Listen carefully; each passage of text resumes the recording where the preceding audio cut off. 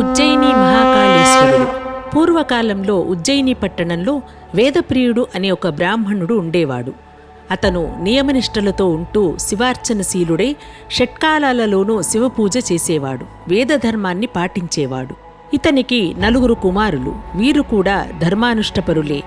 ఆయన పెద్ద కొడుకు పేరు దేవప్రియుడు, రెండవవాడు ప్రియమేధుడు, మూడవవాడు సుకృతుడు, 4వవాడు సువ్రతుడు. ఈ 4 పెద్దవారయ్యారు. ఒకసారి ఆ పక్కనే ఉన్న పర్వత శిఖరాలలో దూషణుడు అనే ఒక రాక్షసుడు బయలుదేరాడు. వాడు అందరినీ ఇబ్బంది పెడుతూ చిట్ట చివరకు ఎవ్వరూ ఈశ్వరార్చన చేయలేనటువంటి స్థితిని ఒక్క ఉజ్జయినిలో మాత్రం ఈ 4 పిల్లలు శివార్చన చేస్తున్నారు అని తెలుసుకుని వాళ్ల దగ్గరికి వచ్చి, మీరు నన్ను మాత్రమే అర్చించాలి, మీరు శివపూజను విడిచిపెడతారా లేక లింగమును ధ్వంసం చేయనా అని అడిగాడు. వాళ్లు కనీసం బెదరకుండా, శంకరుని రక్షణయందు ఉండగా మనకు భయం ఏమిటి అని వాళ్లు ఆ 4 బ్రాహ్మణుల మీద కత్తి ఎత్తాడు. అయినా వారు బెదరలేదు. హర ఓం హరహర అంటూ శివపారాయణం చేస్తూ కూర్చున్నారు. అప్పుడు అక్కడ ఒక చిన్న పార్థివలింగం నుండి మహాకాళ స్వరూపంతో పరమేశ్వరుడు బయటికి వచ్చి ఒక్కసారి హూంకరించాడు. ఆ హూంకారానికి దూషణుడి సైన్యాలు బూడిదరాశులై పడిపోయాయి. కాని ఆ వేడికి అక్కడే కూర్చున్న ఆ 4 బ్రాహ్మణ పిల్లలు చెనకలేదు.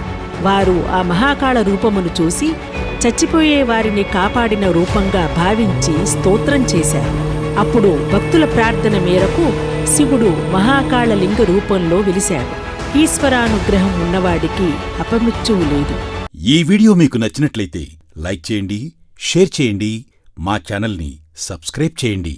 సనాతన నిధి అనే మా మొబైల్ మరియు స్మార్ట్ టీవీ అప్లికేషన్ వేదాలు, పురాణాలు, ఇతిహాసాలలోని ఆధ్యాత్మిక మరియు మానసిక వికాసాలతో కూడిన అమూల్యమైన సంపదను వీడియో మరియు ఆడియో రూపంలో మీకందిస్తోంది. మేం పొందుపరిచిన స్తోత్రమణిమాల, వేదాశీర్వచనం, ఆధ్యాత్మిక కథలు, క్విజ్ పోటీలు మానవ జీవన అభ్యున్నతికి, సకలాభిష్ట సిద్ధికి, దైవానుగ్రహానికి ఎంతో తోడ్పడతాయి. మా ఈ సనాతన నిధి యాప్ని డౌన్లోడ్ చేసుకోండి, సబ్స్క్రైబ్ చేయండి, లైక్ చేయండి, షేర్ చేయండి. సనాతన నిధి అప్లికేషన్ సమర్పించువారు సనాతన లైఫ్ సైన్సెస్.